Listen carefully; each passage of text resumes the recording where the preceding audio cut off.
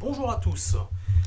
Voilà, je fais cette quatrième vidéo pour vous parler de l'urbanisme, de l'urbanisation de la France, l'urbanisation des terres en général, l'urbanisation de la planète. Mais bon, vu qu'on est français, enfin en tout cas en partie, euh, bon, après on parle de la France comme on pourrait parler de la Belgique, que le problème en Belgique est bien plus grave d'ailleurs, parce que la Belgique est un pays beaucoup plus petit et beaucoup plus urbanisé que la France. Mais on va parler de la France.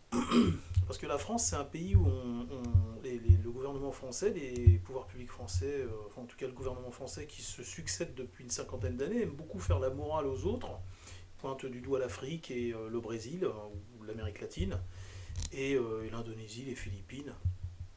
Mais en réalité, en France, on n'est pas un bon exemple, et puis je pense qu'on est un mauvais exemple par-dessus le marché, parce que je crois que ces gens-là, ils suivent notre exemple, ils suivent les Occidentaux. Donc en fait voilà, je fais cette vidéo, c'est pour parler de l'urbanisme en France. Alors moi mes chiffres, je les tiens de l'INSEE.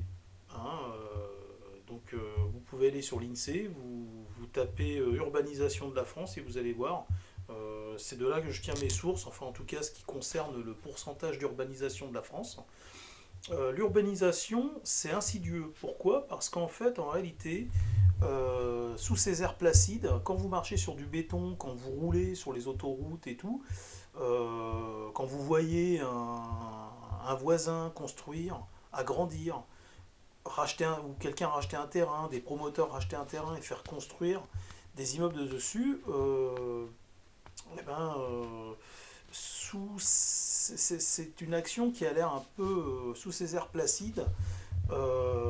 En fait, il y a une avalanche de problèmes qui vont tomber derrière. C'est-à-dire que c'est vraiment l'effet boule de neige, le mauvais effet domino. Voilà, c'est pas seulement ce qui est en train de se passer sous vos yeux, c'est pas seulement ce que vos yeux voient. Et je vais vous l'expliquer. Voilà, j'ai pas la prétention, encore une fois, d'expliquer tout à tout le monde. Il y a peut-être des gens qui le savent déjà, et ça, je préfère à chaque fois le préciser. Je suis pas quelqu'un de prétentieux. Enfin, en tout cas, j'essaie de pas l'être. Et je veux pas paraître comme ça. Donc, quand je dis je vais vous l'expliquer, je l'explique à des gens qui ne l'auraient pas remarqué. D'accord. Donc, pour ceux qui ne l'auraient pas remarqué, je vais vous expliquer ce que c'est que l'urbanisation. Alors déjà, en France, ce qu'il faut savoir, c'est que 25% de la France est urbanisée. C'est extrêmement grave. C'est extrêmement grave. L'urbanisation, qu'est-ce que c'est? Ce sont des kilomètres carrés en fait de béton, de goudron. Puis évidemment, il y a du fer, mais je vais vous l'expliquer. Ça peut être aussi de la terre cuite, et je vais aussi vous l'expliquer. Mais ce n'est pas seulement l'emprise au sol qu'il faut prendre en compte. C'est aussi toute la surface des murs qui constituent l'édifice, en fait, le bâtiment, le toit. Et cette urbanisation, en fait, tout azimut, intensive et puis surtout irrationnelle et illégale, elle est illégale. Cette urbanisation, elle est faite sciemment, avec toute connaissance en fait de ce que ça implique derrière, les conséquences de cette urbanisation. C'est-à-dire que les pouvoirs publics, les politiciens, je dirais pas tous les politiciens, mais au moins le président de la République et ses premiers ministres le savent, surtout le ministre de l'écologie, s'il ne sait pas ça, c'est que vraiment... Alors je sais que la France est une république bananière, hein, et qu'elle a de leçons à donner. Alors je ne parle pas du peuple français, évidemment, les Français n'y sont pour rien. Je parle des gens, les escrocs qu'on met au pouvoir, et le système qui régit ce monde, qui régit le monde occidental et qui malheureusement influence le reste du globe. Alors cette urbanisation, elle est faite sciemment, en toute connaissance du danger qu'elle représente. En fait, cette urbanisation, quand je vous dis 25% du territoire français a été urbanisé, c'est-à-dire vous comptez les départementales, les nationales, les autoroutes évidemment, et puis évidemment toutes les villes, les rues, voilà, les surfaces bétonnées. Et plus grave encore, vous allez ensuite, mais on va y venir après, calculer aussi les surfaces, les pans de murs et les toitures. Aussi les voitures en font partie, hein, elles font partie aussi de cette urbanisation. Et je vais vous expliquer pourquoi. Excusez-moi, je suis un peu fatigué. j'ai des grosses semaines en ce moment. En réalité, cette urbanisation, faut pas la voir comme une urbanisation, une zone sympa où il y a des boulangeries, enfin des emplois qui se créent. Ce que vous dit le gouvernement, c'est que ce sont des bassins d'emploi, c'est l'économie, patati patata. Ouais, super l'économie, ok. Euh, Merci Bruno Le Maire, je le déteste, je peux pas le sentir celui-là. Rien que sa tête, elle me ressort par tous les pores de la peau. Je peux pas, je peux plus. Et donc, non, je peux pas parce qu'en fait, quand on sait que ce gars, en fait, il est au gouvernement, il vous parle sans arrêt d'économie au détriment de l'écologie, ça, je peux plus. Franchement, je peux plus supporter des gens comme ça, c'est plus possible. Et en fait, donc l'INSEE, vous avez toutes ces informations à l'INSEE, quand vous voyez 25% de surface urbanisée, c'est pas urbanisé. Retirez-vous le mot urbanisé de la tête. Vous le retirez. Ce sont 25% de surface hyper aride. Hyper aride, c'est ce que vous trouvez dans les déserts tels que le Sahara ou dans la vallée de la mort, où la température peut monter jusqu'à 99 degrés. Dans la vallée de la mort, la température monte jusqu'à 100 degrés. Et c'est bien tout ce qui va nous pendre au nez dans les grandes mégapoles. Et je vais vous expliquer pourquoi. Parce que je ne vous expliquerai pas tout sur cette vidéo, mais en fait, les zones que l'on a créées en fait, sont l'équivalent d'immenses poils. C'est des poils. Et surtout, en fait, ce sont des zones stériles. On a au moins 1000 bonnes raisons de ne pas les faire. De ne pas les faire de cette façon, en tout cas. On parle de réchauffement climatique. Mais vous imaginez que 25% du territoire français, un quart du territoire français, on y a retiré les rivières qu'il y avait et les forêts qu'il y avait pour les transformer en surface hyper aride. C'est pire qu'hyper aride parce qu'en réalité un désert ne produit pas de gaz d'échappement.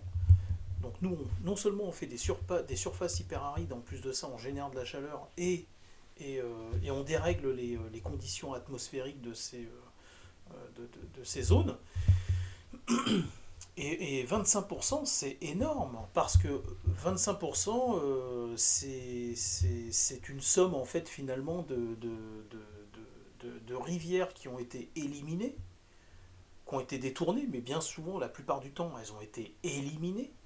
Ce sont des forêts qui ont été éliminées, ce sont comment on appelle ça, de la terre, en fait. Hein, c'est le thermafrost. Le thermafrost, c'est énorme, hein, ça représente plusieurs kilomètres, mais la première couche du thermafrost, en tout cas celle qui est bénéfique pour le monde, c'est celle qui permet qui laisse place, enfin où la faune et la flore prospèrent, celle qui est bénéfique pour la flore. Et donc pour l'oxygène, vous savez que la flore elle produit aussi de l'oxygène. Et par-dessus le marché, au-delà de ces zones arides et hyper arides qu'on fabrique, que l'homme fabrique de façon artificielle, il y a aussi ces champs. Si vous pensez que les champs sont des zones, comment expliquer ça, sont des zones bénéfiques pour l'environnement, vous vous trompez. Un champ, ça n'est pas bénéfique pour l'environnement, et c'est juste quelques paliers en dessous de l'urbanisation du béton et du goudron. Les champs, c'est pas terrible, mais j'y reviendrai, je ferai une autre vidéo là-dessus. Donc en fait, on a stérilisé ces endroits, mais pire que ça, on les a pas seulement stérilisés, c'est des endroits qui sont non seulement stériles et qui génèrent de la chaleur, ce sont des endroits qui génèrent de la poussière, et parce que tout le monde du BTP pollue énormément. Il faut savoir qu'il y a presque un tiers des déchets, un quart, mais il y a plus d'un quart des déchets de France qui résultent du BTP. Toute cette activité du BTP, ça génère de la poussière. Moi, je travaille dans le BTP. Je suis chauffeur poids lourd avec la grue auxiliaire. Et plusieurs fois, on nous a demandé d'aller jeter des déchets de la terre dégueulasse, complètement polluée par les chantiers. On nous a demandé d'aller la dégager dans des champs. Alors évidemment, ces champs sont réquisitionnés. Enfin, en tout cas, j'imagine qu'on n'y fera jamais pousser quoi que ce soit dessus, qu'on va ensuite manger. Mais je soupçonne les pouvoirs publics de vouloir ensuite y faire pousser des forêts. Ça serait incroyable de vouloir refaire pousser des forêts sur ces tas de merde. En tout cas, moi, je veux vous sensibiliser sur les zones, l'urbanisation en France. On continue à délivrer des permis de construire dans des villes qui sont déjà saturées d'habitants, d'accord. On a déjà du mal à rentrer aux heures de pointe dans ces villes, on a du mal à en sortir aux heures de pointe, on a du mal à aller chercher une baguette hein, parce qu'on est déjà trop nombreux à la boulangerie, on est trop nombreux à prendre des rendez-vous à la banque postale et dans tous les, comment on appelle ça, dans toutes les banques. Et absolument tout. De toute façon, tout est saturé aujourd'hui. Faites la queue pour tout et n'importe quoi. Donc, comment les maires peuvent continuer, ou même le Conseil général, continue à autoriser les agrandissements de ces villes. D'accord. Comment Comment ça se fait? Alors, vous allez me dire, on a un problème démographique. Bah, écoutez, il faut appeler un chat un chat. Si le problème démographique nous pousse à construire toujours plus d'habitations, à un moment donné, il va falloir raisonner les gens. Il va falloir raisonner les gens. Voilà. Bon, en tout cas, je m'aperçois qu'il va falloir que je refasse une deuxième vidéo traitant du même sujet. Donc je dirais, parce que là je vois que on va bientôt arriver au bout des 15 minutes.